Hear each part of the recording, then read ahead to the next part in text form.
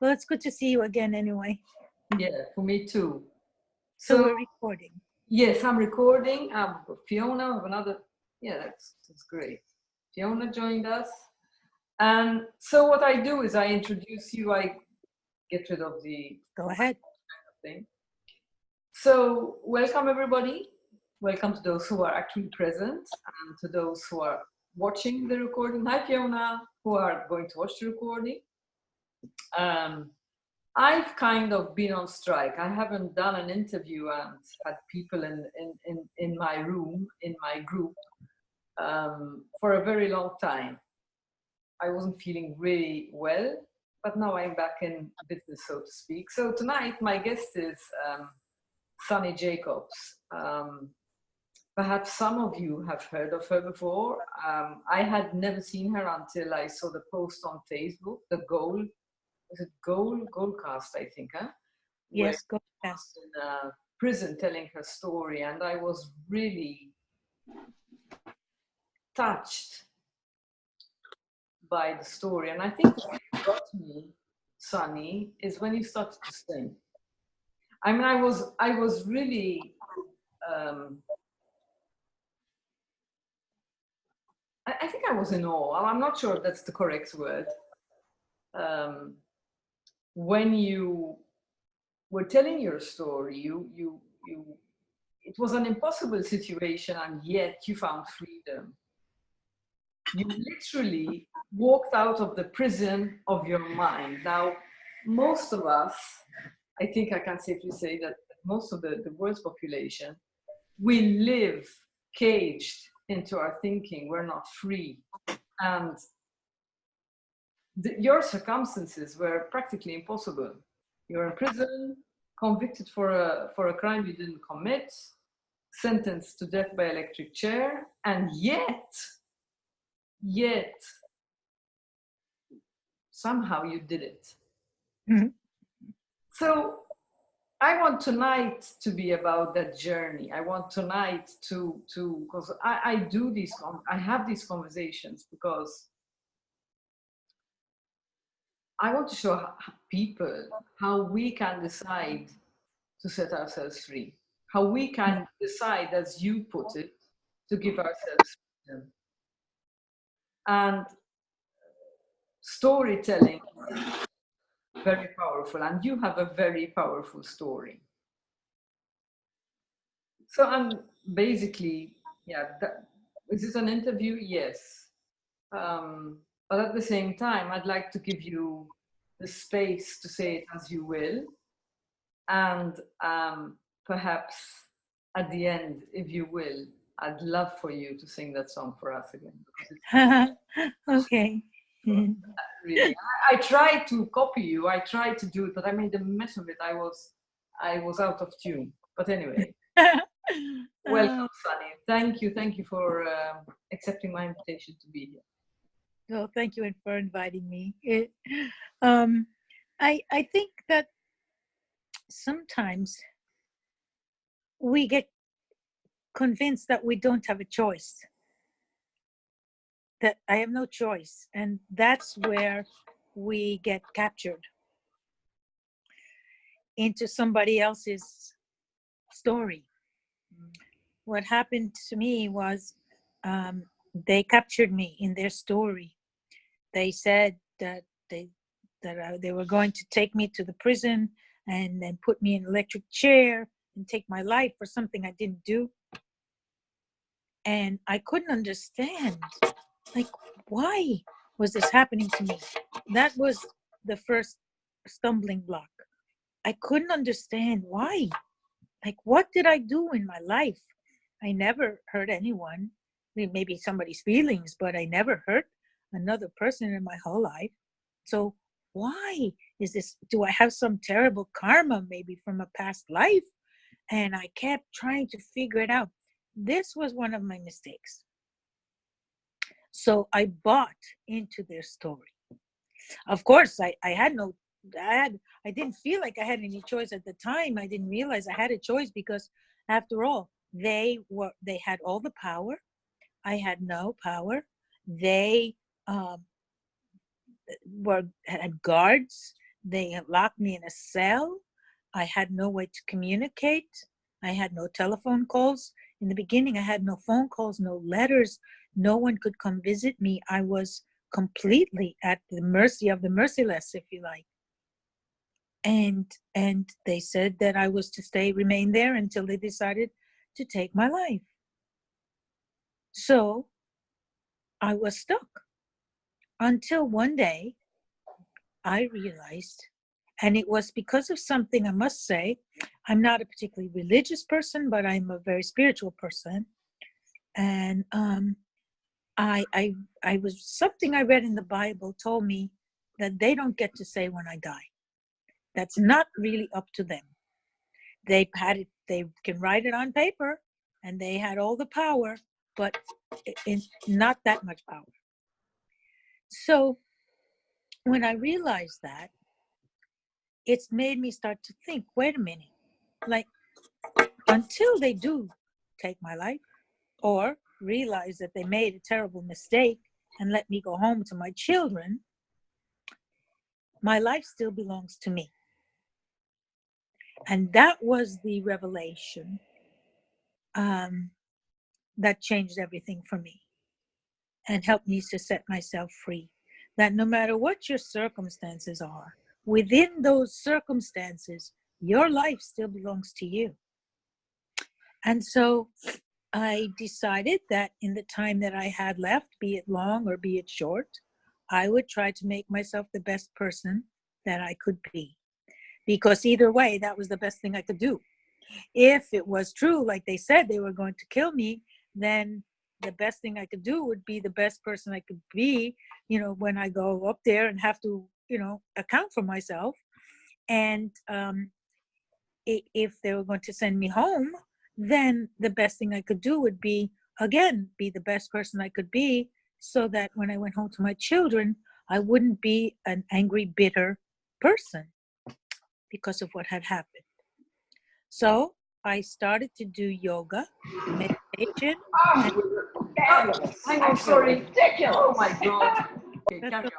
Sorry about that. That's all right. So what I did was I took back control of my life in the areas in which I could still have control.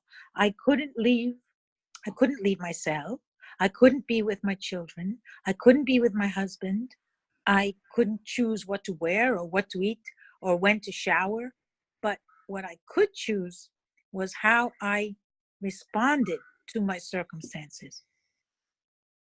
So instead of concentrating on the negative aspects, I decided to concentrate on the positive aspects. Are there positive aspects to being on death row? Yes, because for the first time in my life, I had servants. Didn't they cook for me and bring me my food and do my dishes and do my laundry? And I didn't have to work, and I got free electricity. So it was a perfect opportunity for me to do my spiritual work, whereas normally I would be too busy cooking and cleaning and doing everything for everybody else, which is what a mother and a wife usually does. Instead, I had all my time to devote to my spiritual work.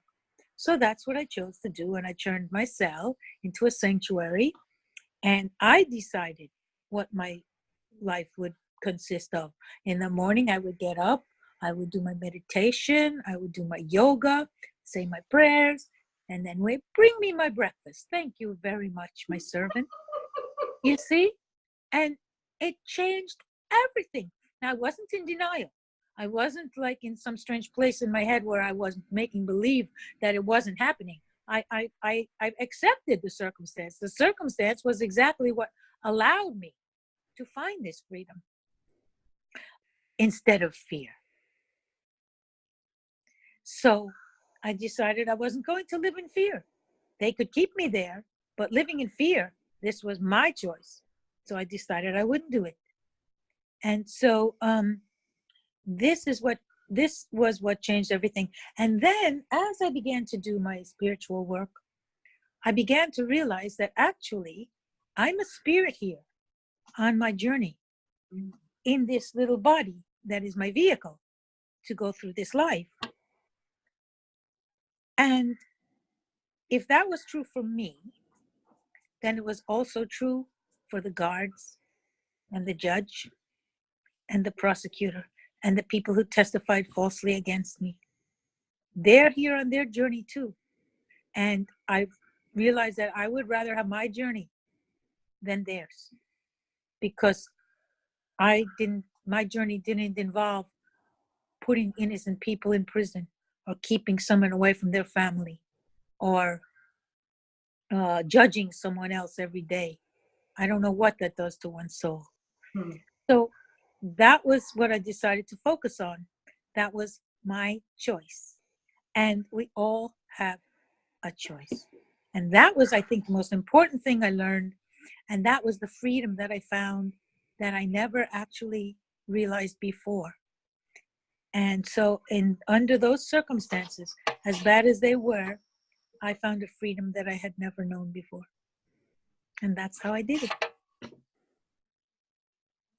Do you attribute what you, I mean, to me, it seems like ultimately, the part of your husband who was ultimately executed, Yes. it seems like being in prison was a gift that gave you the freedom. Ironically enough, you were behind bars, but it gave you the freedom that you were looking for. No, it didn't. No, it didn't. And it wasn't a gift. I gave myself the gift. The prison was a punishment. It was a hardship. The gift was the knowledge. And with help from the universe, I was able to discover that and accept it into myself. So I take credit for that. I discovered that. And we should all take credit for the things that we do that are good and bad, I guess. But it was the realization that I wasn't alone. You see, when I did my meditation and my yoga and my prayers, it connected me beyond the cell. They could only imprison my body. It was a trick that they played on me. They made me think that all I was this little body and they could imprison me and do whatever they wanted. But there's so much more to me than my body. And that was part of the discovery that helped me to find this freedom, is that, again, I'm a spirit here. And so as we all are, and we're all connected through this beautiful, loving, universal energy, but we just aren't aware of it most of the time because we're too busy and there's too many other vibrations going on all around us, and we get caught up in the television and the internet and our problems and the commercials, what they tell us that we need, and we forget, we lose touch with this very basic part of ourselves. That is the first part that we get when we have life, and the last part that we give up when we pass on from this life. So that's why yoga was such an important intrinsic factor to this discovery, because the yoga that I practice, is based on the breath. And this is the breath of life. When we're born, we take in that first breath. Yeah. And when we leave, we give it back. So in between, every breath is a connection to the spirit. And I don't have a particular religion, as I said, but I do believe that there is this energy, this force that is always there, that connects us always. So then I realized I was never alone, and that I had power that I never knew I had. And we all have it. And we're all connected to this universe, this whatever it is that we can't see. It's vibrating through us. It's running through us as we speak, Yes. as we sleep, as we eat, whatever it is we're doing. And you became very, very present with it. How long were you in prison for? 17 years. 17 years. I was 27 when I went in. I was 45 when I came out. And were you, I mean, after you had this enlightenment, after you had this huge realization, were you in this state every day, or did you kind of lose that sense of security that you had found, that sense of freedom? Were you always then so secure about it? No, there would be times, of course, when circumstances would kind of become overwhelming again, and the emotions would take over, and then you have to go back and do the process again, and which ended with forgiveness. In the end, I realized that in order to really maintain this state of being, I would have to forgive and release any negative feelings that I had accumulated, not for them, but for myself. So that became another aspect of this process that was essential, I believe. But no, things would happen, and every day you have to renew it. Every single day. Even today, I get lost in everything, and then I go, wait, stop. And I meditate every day to bring me back, to connect me with my spirit again, so I don't get trapped. Actually, Sanya, I don't think we're ever disconnected. We only feel we're disconnected. Of course, you're right. And then we remember, so the meditation reminds you that you're always connected. But I suppose the cycle of life is we're born as spirits, having a human experience, and kind of we come here and we forget the magnitude of who we really are, and who we really are is love, and that's the universe. And yes, the universe is in the conscious, and we're a manifestation of the universe and of consciousness. So it's not such, it's more like that your message and this message is to remind people, listen, you're only forgetting the truth of who you really are. Through meditation, through whatever it is that anyone fancies, and through having, to me, I remember when I connect with people, I remember that who I am when I'm with people, and I see the beauty of people and what they do. Sometimes even in the most hopeless of situations. That's how I remember. But of course I get confused, I forget. I have to remind myself. I think ego plays many horrible tricks on us. So how was it, how did forgiveness play a role when your husband was eventually, because your husband wasn't so blessed, I mean, in the sense that was his journey. Yeah. But how did you reconcile this freedom that you found with I suppose it brought up feelings of anger, sadness, loss, mourning. How did you find, I suppose, forgiveness played a role in forgiving them for taking your husband's life? Later. It's a process. It's how we learn. Yeah. Unfortunately, learning is always painful. Change is always painful. Even getting married, it's supposed to be so happy. Oh, there's so much stress, So even happy changes, involve sort of their painful moments. So you have to go through this. Pain is part of life. Suffering is optional, as they say. So you go through the pain, and then you heal. And in order to heal, you have to ultimately, I believe, have to forgive, and then you can move on and be happy. So if you like, Happiness is the best revenge. Yeah. Yeah. So, and humor, I think, is very important. I think humor is really so underrated these days. We forget, because everything is so serious, and with the rise of fascism around the world again, intolerance and division. It happens every once in a while if you look back through history. And this is one of those times, unfortunately, for the next generation.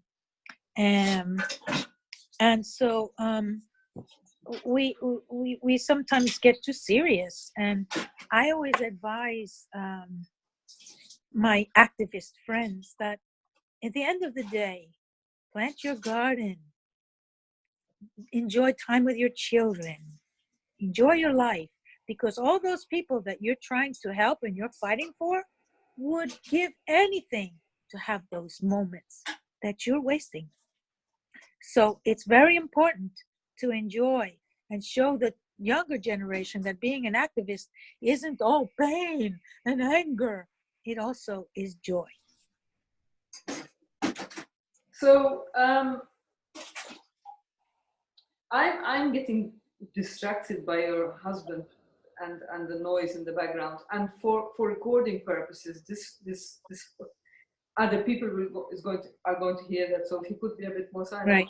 Peter, can you not do that? Okay. Thank you. Sorry. If the news is on, maybe the news would be good. Sorry. Thank you. I want the kitchen to be quiet. Thank you, Sonny. I didn't embarrass him in any way. It's kind of like the anti-gravity thing, Oh yeah. It's just part of life. Yes, it is. But we'll keep our focus. It's okay. Yeah, thank you. So you talked about activism. You've turned this experience, you've learned from it, you've turned it around into something that helps others. Can you talk to us about that and what you're doing, and if this is the activism you're talking about? Oh, yes, I love to, that's my favorite part of the story, is after, when I get to be an activist. And what happened is, in the beginning, when I first was released, the anti-death penalty movement adopted me as their poster child, basically. And this is what happens, and this is why we shouldn't have the death penalty. And I was happy to be able to do that. But after a while, I realized that it wasn't healthy for me, because it was casting me in the role of the victim, which was, again, true. But it was just as true that I was a survivor. And that was how I chose to see myself, rather than as a victim. So I realized that I was never going to develop a healthy life if I was focusing always on being the victim. So I stopped. I pulled away from this all activism, and I just concentrated on creating a nice life for myself. And then when I was ready, I went back to the activism, but on my own terms. So I do it when it's important for me to do it, and then I go home and I enjoy my life. And that's how I learned that lesson, and that's why I share that lesson with other people that I see either in activism or studying to be activists. It's really important to make just the self-care,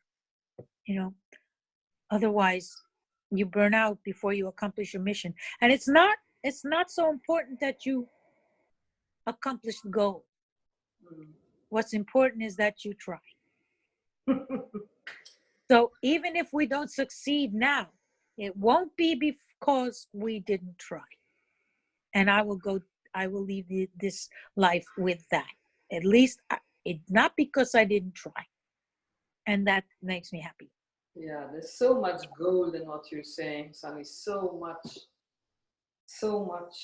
wisdom. Before we speak more about the activism, I'd like to ask you one more question and then open it up to the ladies who joined us tonight. Okay. How was your transition when you actually, I mean, how were you leaving the prison? I mean, what your children were how old then by then?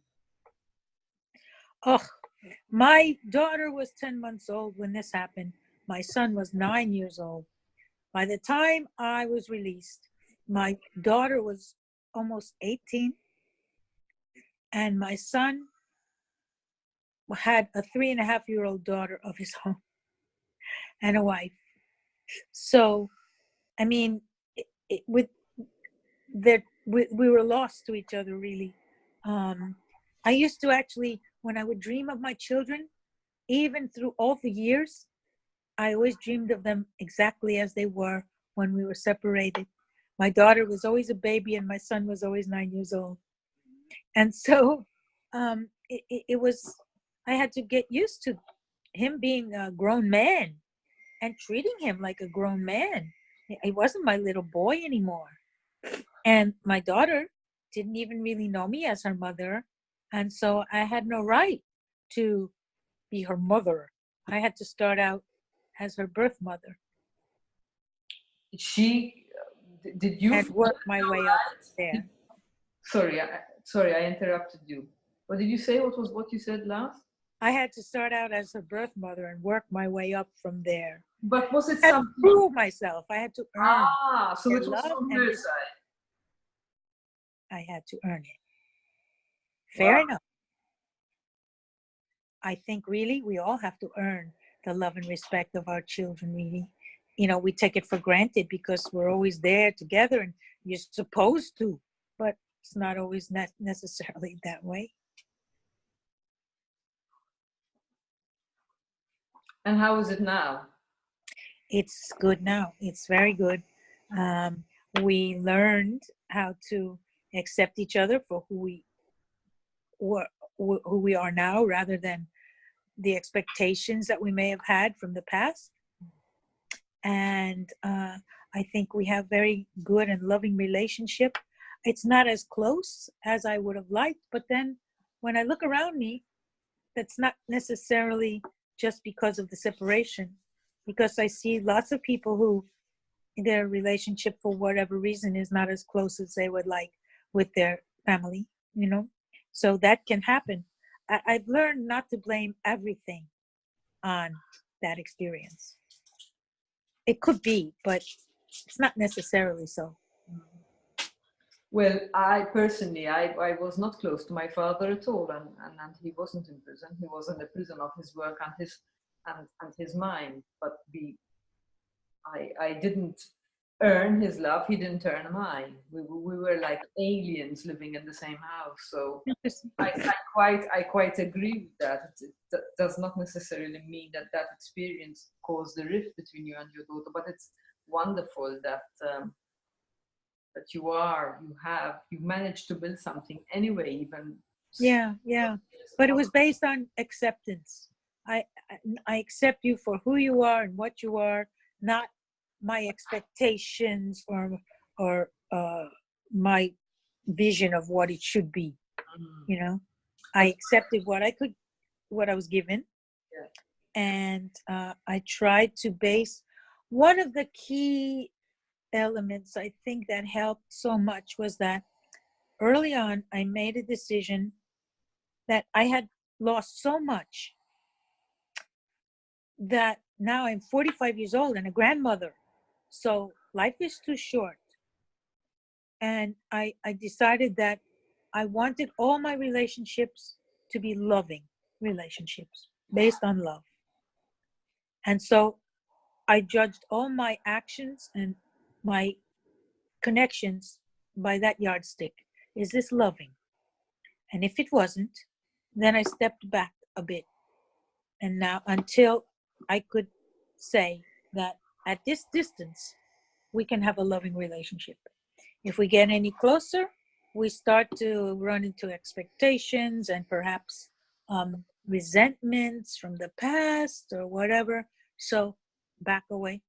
So I have what I call concentric circles around my life. In the inner circle are only a couple of people. Then there's the next circle. That would be my children and some close friends. Then the next circle would be maybe my brother, my other relatives, the next circle, and so on. So that way, I am able to keep all my relations and connections based on loving and not anything else. So sometimes they're not as close as I would like, but they're all loving. And that's what's important to me.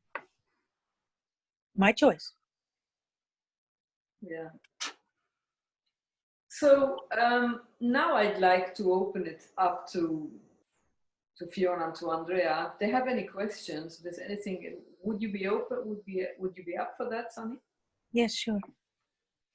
So, ladies, if there's anything you want to ask or contribute, that doesn't necessarily have to be a question. Go ahead, and if not, that's also all right.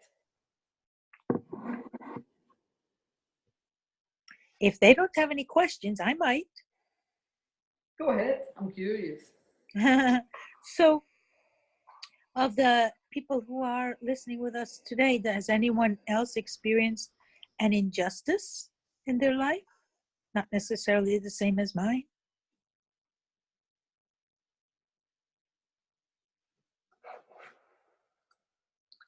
We have a question from Andrea. Did this approach mean that some close people left Sunny's sphere of influence? Does this say that again, please? Did this approach mean that some close people left Sunny's sphere of influence? No, they don't leave. It's me. I remove myself to a distance. In other words, instead of trying to talk every day, we maybe talk once a week. Instead of visiting each other, maybe we just have a phone call. There was one lady in my life that I said maybe we should write letters for a while, just so that we could keep it nice. Otherwise, it went back to the same problem areas. So that's what I mean. And I didn't remove myself. I just created more space.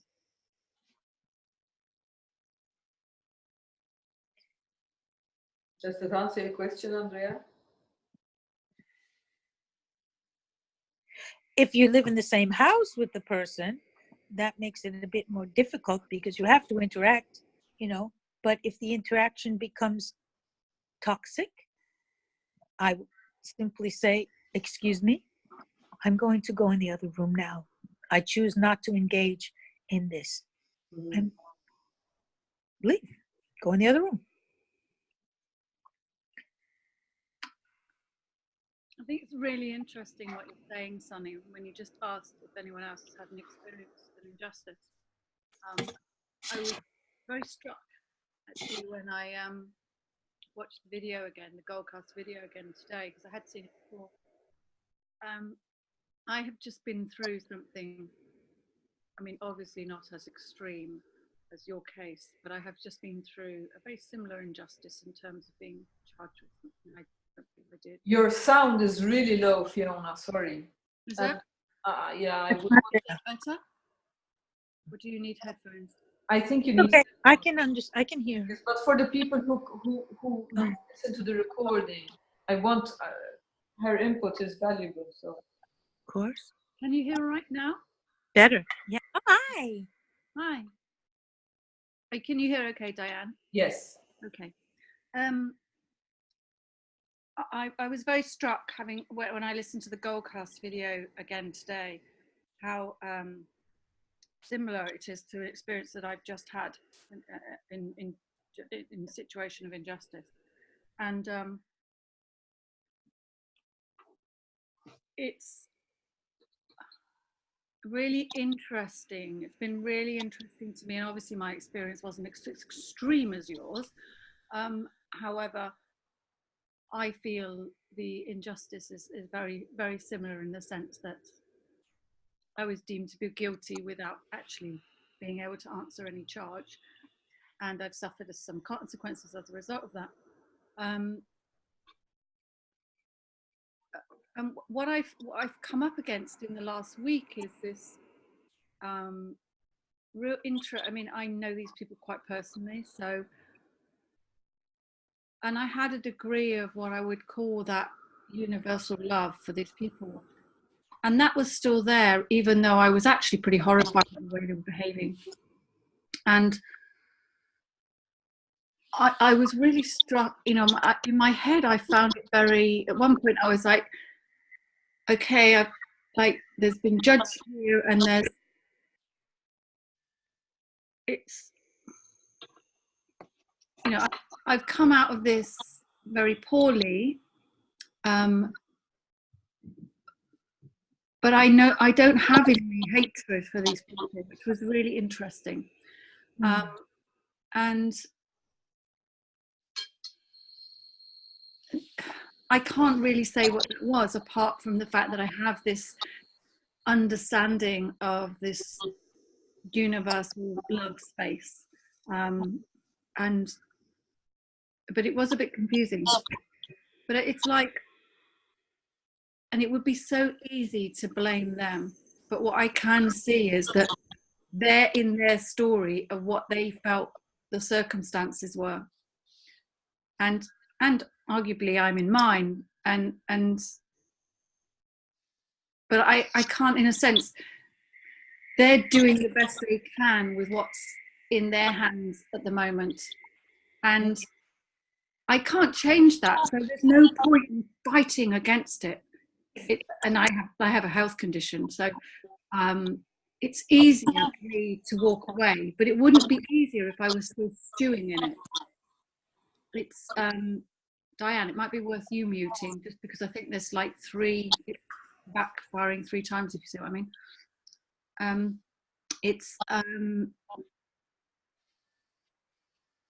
I've, you know, the fight would have made it worse, and would have made it worse for me.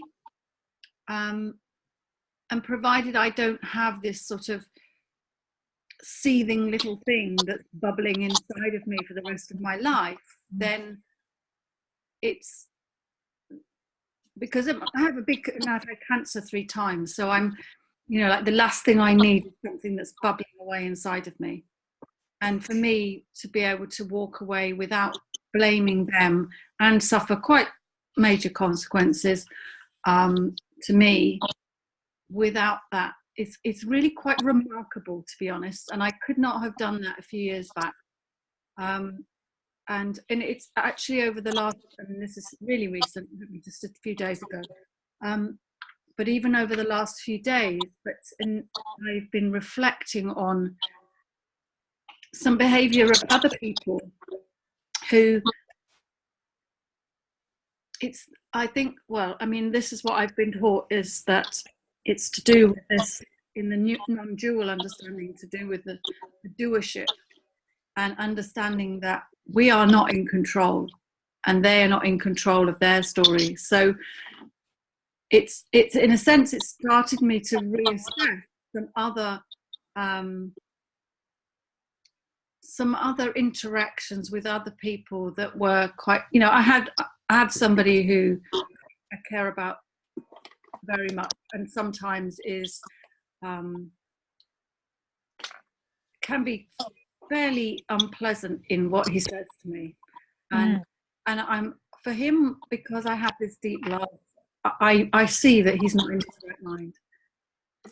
But it's interesting. I mean, it has created more of a separation between us. It's not that I've stopped loving him. It's just that I don't need to put myself in that situation all the time. So I've taken that step back, like you were talking about, and have less contact. But it's also making me kind of, in a sense, re-evaluate that relationship with lots of different people where there may have been conflict in the past, and I'm now seeing that those people are kind of innocent of their doership too, which I think is really interesting. There are also people who take energy and people who give energy, Mm. you know, and you're either one or the other. Yeah, I'm definitely a giver. Yeah. And I forget to give myself. I forget to nurture myself often, actually. Yeah. I'm learning that now, the hard way, I guess. That's how we learn.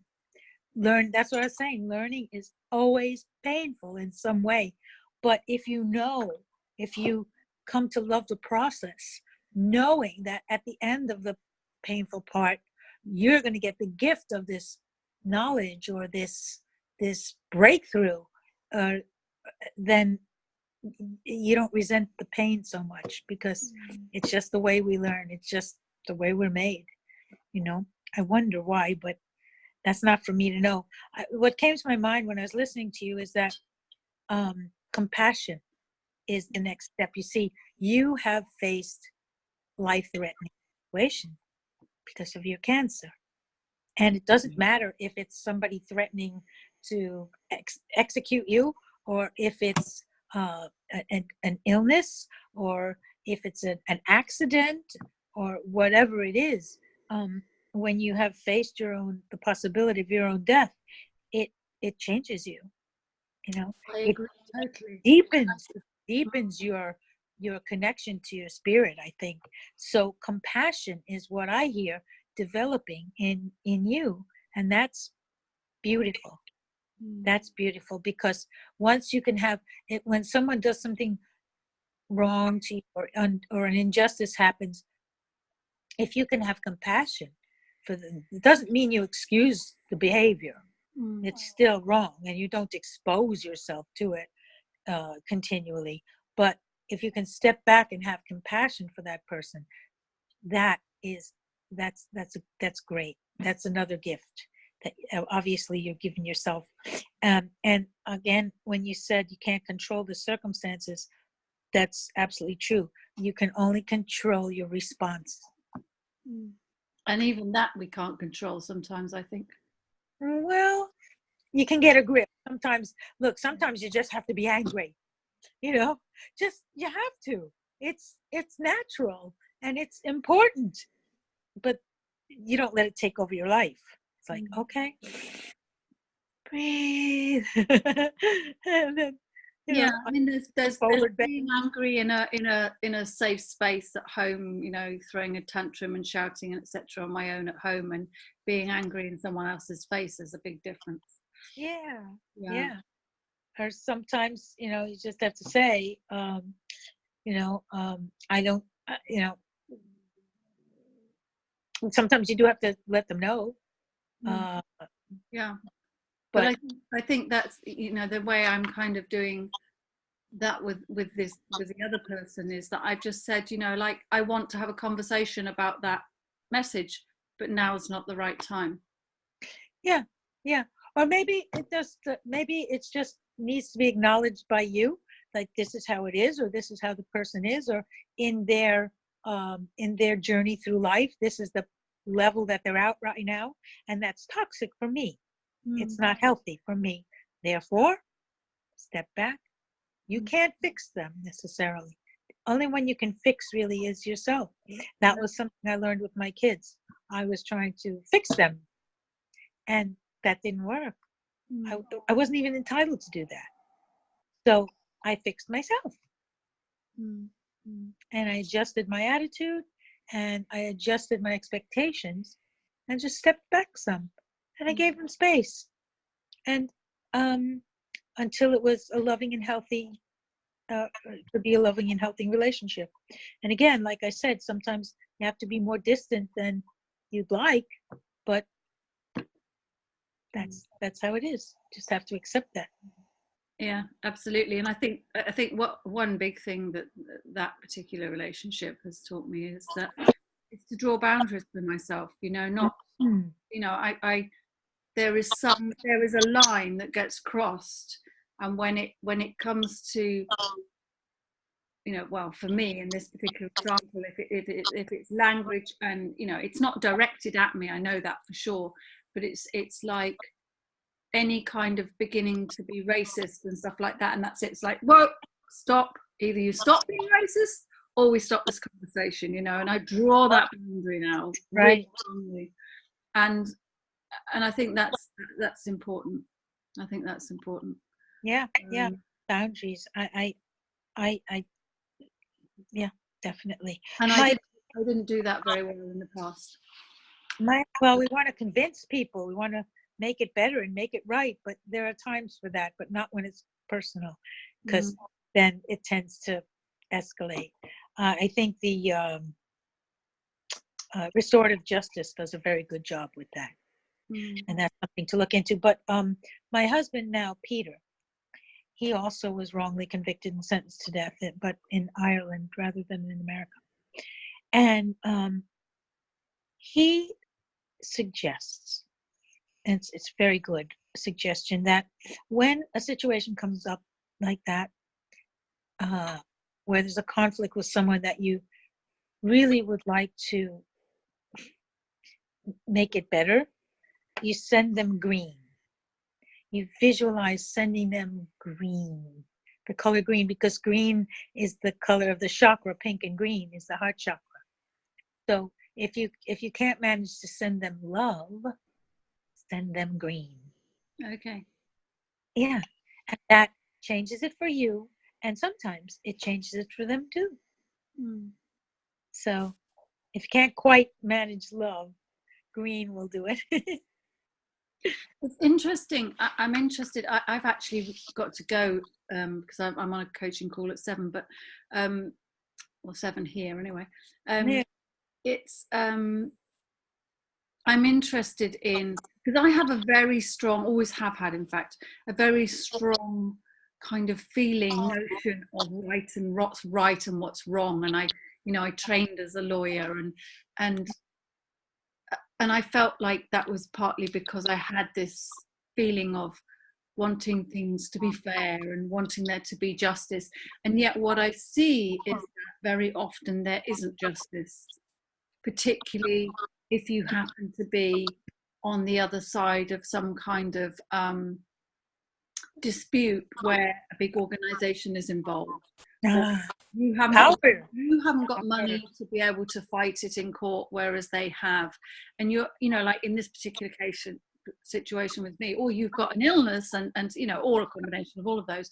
But it's very, and that well, my feelings are more around campaigning for looking after the planet than particularly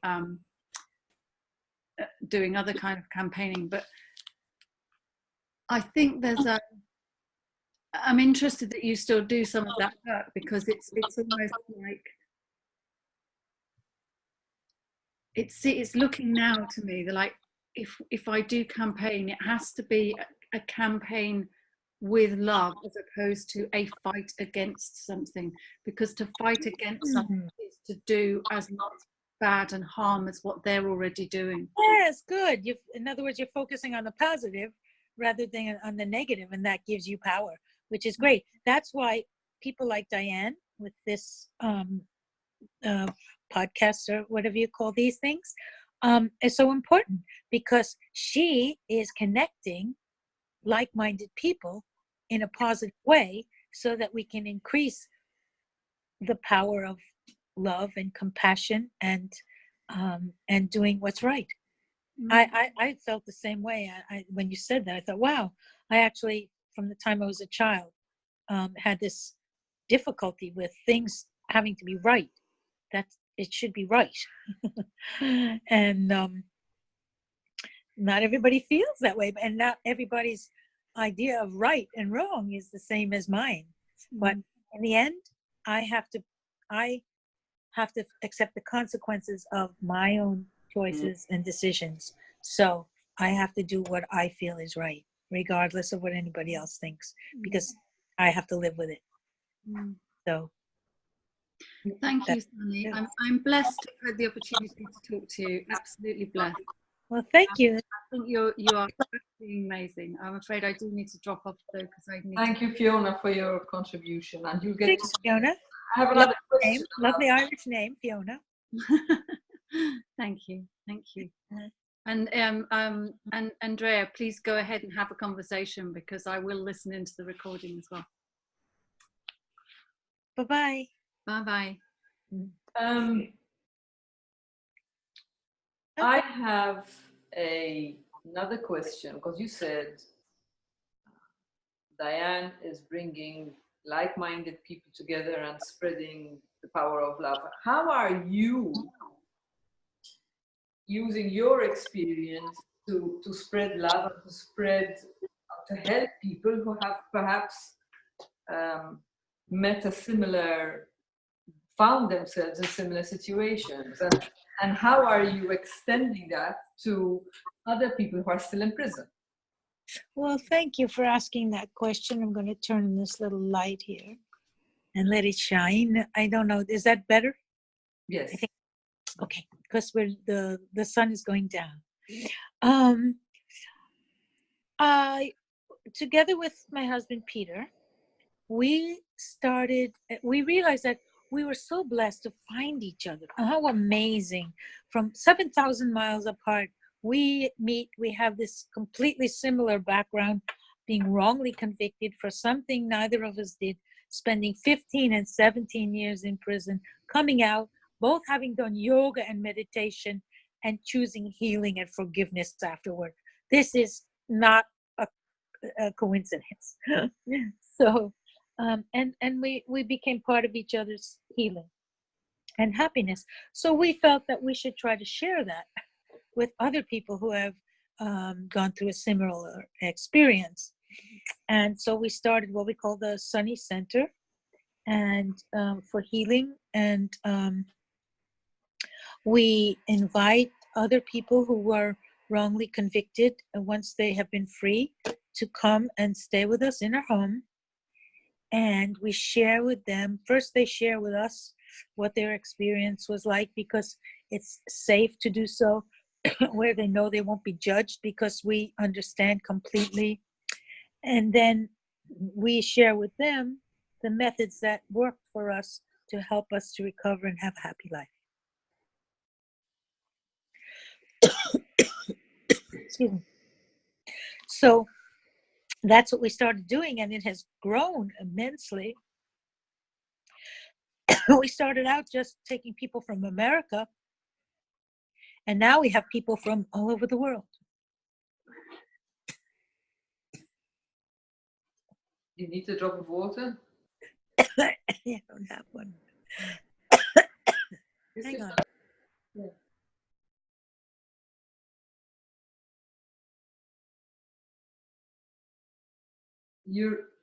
You're still muted. Let me unmute you. Can you unmute yourself? Unmute. Okay, I'm unmuted now. Thank you. Yeah. So we've had people from Holland, Taiwan, Pakistan. We have requests from South Africa, Uganda. I mean, it's a problem all over the world. Injustice happens everywhere. And so we realize that now we have to start teaching other people to do what we do, because we're getting older and we just are only two people. We can't possibly do enough on our own. So we've started now focusing more on teaching others to the methods that we use in order to help people, and opening Sunny Centers in other countries. So it's massive and it's amazing, and we feel very honored and blessed to be able to do it. And recently we started in the US, we opened the first community dedicated to people who were wrongly convicted once they get out, because often they have no money and no place to live. And housing, we realized, was the biggest issue. So we took a big step, and we are now providing housing. And the lawyers that are helping these people are now starting to hear about what we're doing and are referring their clients to our community. So it's amazing the need for this, and in each area. Like, okay, we specialize in people who were wrongly convicted of crimes that they didn't commit, but this, you could do the same thing for people who have survived abuse, or people who have um, come through about with cancer, or people who have had mental illness, or in in any area. This can be translated and worked on in a similar way. We're extending love and compassion and understanding.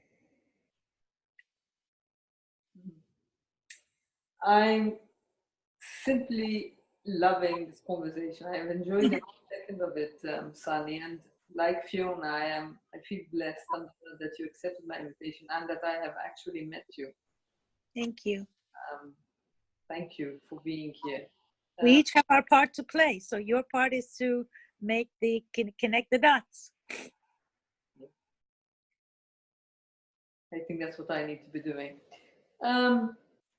So Sunny, personally, I have one more question and then I think I'm done. Okay. Unless Andrea has a question herself. Yeah. My question is, how is your relationship with your son? With my son. Your relationship with your daughter, you had to kind of be her birth mother, and how was it with your son? My son was 9 when this happened, so he knew we had a very close relationship until then, and he knew that I hadn't done anything wrong. So he was devastated because he lost all, not only his mother, but he lost all faith in the system that took me away unjustly. So it impacted hugely on his life. But because we had had this very close relationship prior to it happening, that remained. And so when I was released, we had that basis to work from. That was different because with my daughter, she really didn't know me. So we had to start from scratch. So my relationship with my son remained good. And again, he said I was doing very well, accepting him as a grown man, but I needed to work on accepting myself as a grandmother. Because in my mind, I was still 27. You don't grow up in prison, you just grow old. So I had to work on that a little bit. But I didn't have to do too much. I kind of came to like myself, which was interesting. That was when I was back there again in the sentence to death in the cell. I had no one. You see, I was in solitary confinement for 5 years. And so it was just me, myself, and I. So I'd say, what do you think? Me? I don't know myself. What do you think? And I would have these little conversations within myself. So I actually came to decide that I like myself. I'm pretty good company. So that was very helpful, actually. So even when I get out, I would get frustrated with myself, but then again, I would go back and realize who I am and say, okay, I'm not perfect, and have a laugh. Can't take yourself too seriously. No. Happiness is the best revenge. Yes. So thank you for shining your light on us tonight, Sunny. And I would really love it if you sang that song for us, but if not. Okay. But you really have a beautiful voice. Oh, thank you. I just like to sing. Anyway, the song is, this little light of mine, I'm gonna let it shine. This little light of mine, I'm gonna let it shine. This little light of mine, I'm gonna let it shine. Let it shine, let it shine, let it shine. Thank you. You're welcome. Thank you. Let your light shine. Always let your light shine. Thank you, Diane. Thank you. Thank you, everyone. Thank you. Gratitude to you. Thank you. Ah, there you are. Hello. Okay, very good. Thank you. And I'm always available. You know, you can give out my email, and I try to always answer. Okay. Thank you. Okay, we'll stay connected. So Okay. Thank you. bye Bye-bye. bye. Bye. Bye. Bye bye.